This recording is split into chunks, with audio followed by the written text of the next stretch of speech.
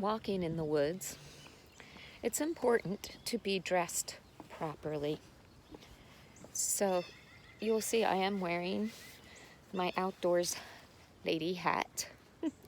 And it's chilly, so I have a jacket on, but long sleeves are a good idea in the woods.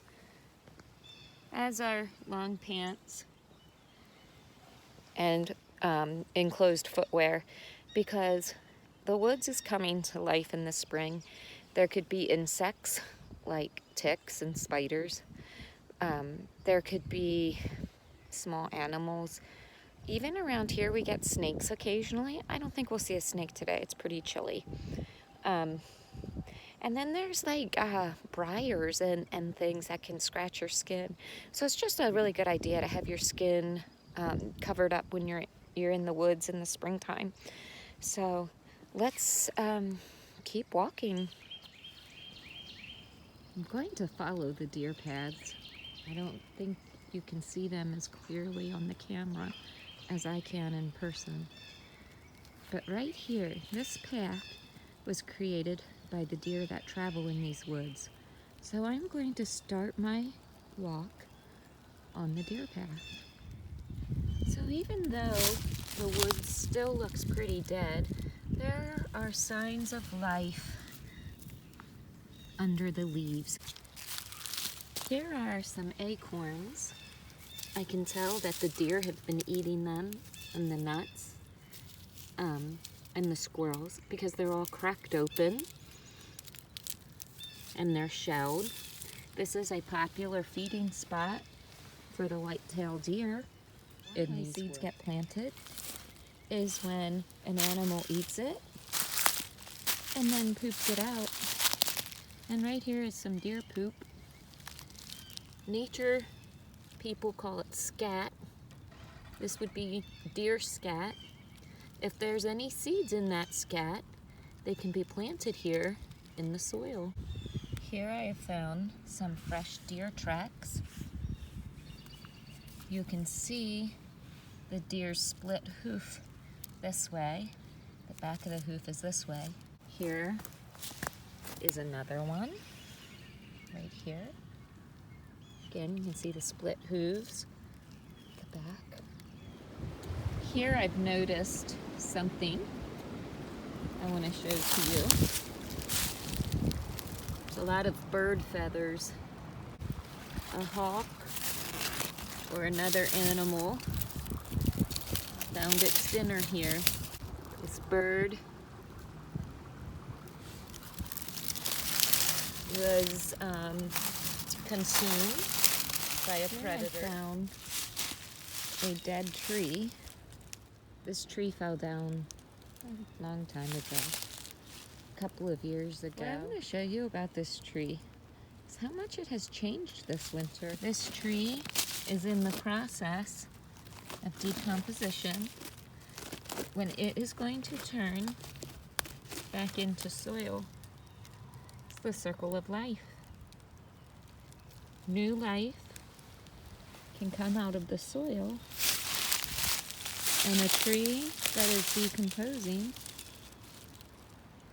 is turning into new soil. This is a young holly bush. There is one holly bush in these woods that is closer to my house that my neighbor man planted years and years ago. I'm excited to find this young holly bush in the woods. That means that a seed from the other holly bush traveled out into the woods and was planted. Here's another one of those plants. As it opens up, it's a broadleaf plant. Here's another little plant under the leaves.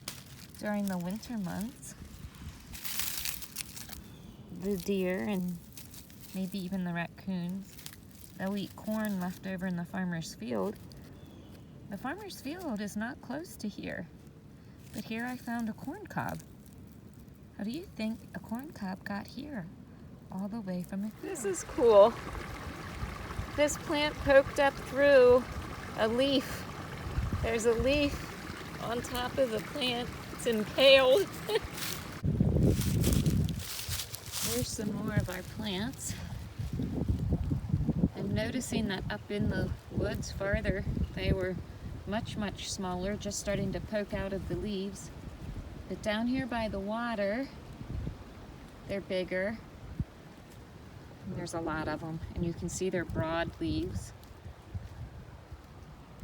Not only is there water here, but the water comes down and it separates the woods and results in an area where more sunlight can come through. And where you have water, sunlight, and soil, you're going to have plants.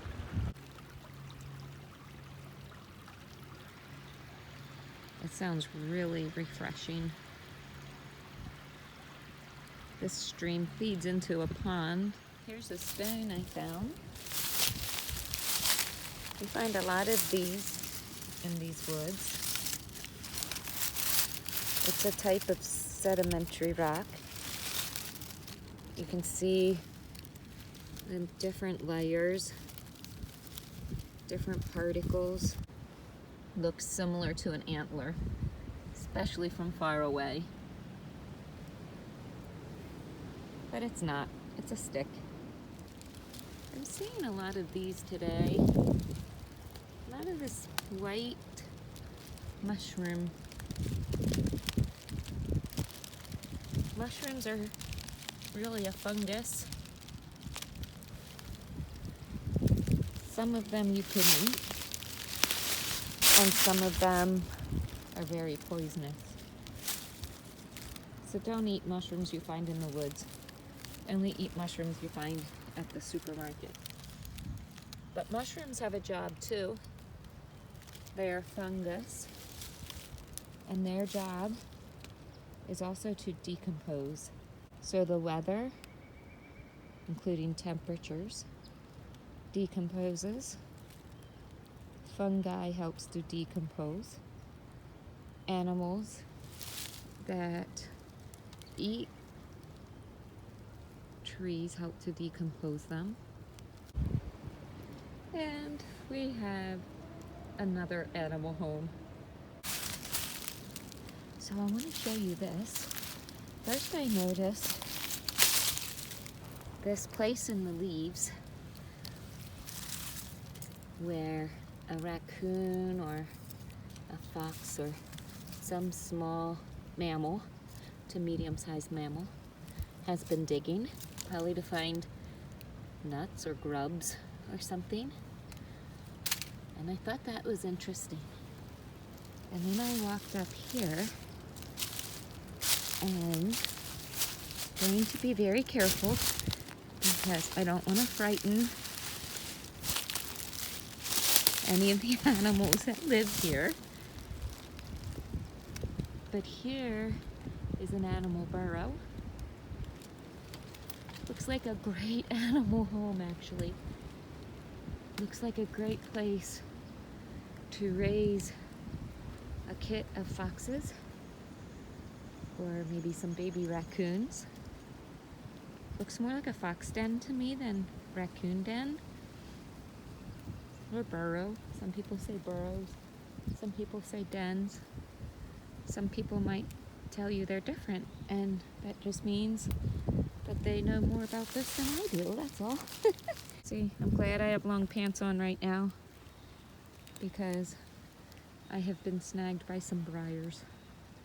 Here is one of those rocks that I told you about that has limestone in it. Very chalky white.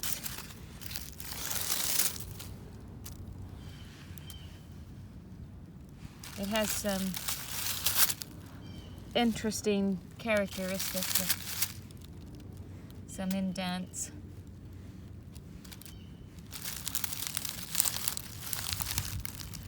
These rocks are very soft, so they get impressioned very easily by leaves and small animals or small insects. Always looking down and looking up some. Always looking down for something interesting that might catch my eye. Here we are at the cornfield. One of the reasons we have such a healthy population of deer in these woods is because of this cornfield, and because also they have water and plenty of shelter. I'm going to show you some of their shelters that I know of along the edge of the field here, and I'm going to keep looking down. There's some more scat or poop on the forest floor. I think you probably recognize that. It's from a bird. It's bird scat. So here is a common place where the deer bed down, where they stay if there's a cold winter storm, or where they may bed down to sleep at night. And under this undergrowth of short trees and bushes, it's a perfect place. They bow over, and there's occasional flat spots that are slightly cleared, and that is where the deer would lay. So when you see a spot like this, and there's a lot of these in through this thick stuff, the ground is kind of smoothed out. This is where the deer come to spend the night. Maybe even to have their fawns.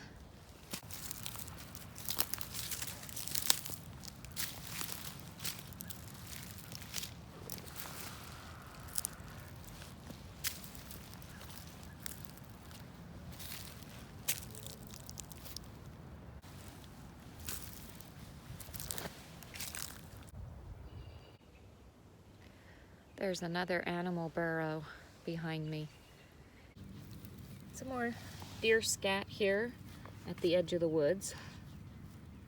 And looking down, I also saw these. They're burrs or spurs. It's nature's Velcro. See how they're all stuck together? They'll stick to fabric too.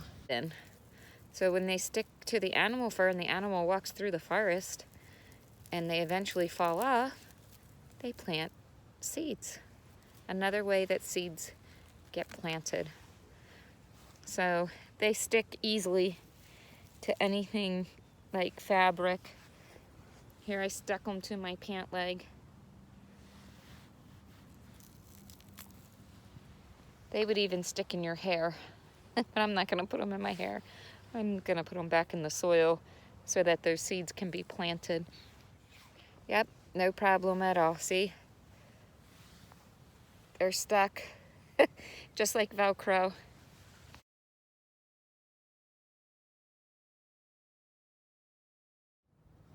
Here's some beautiful, beautiful bedding areas for the deer.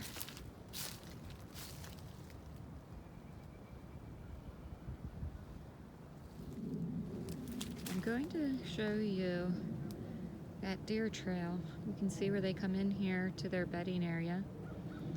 And then not far away at all is another trail. So as I was saying, we don't see the deer when we walk in the woods too much.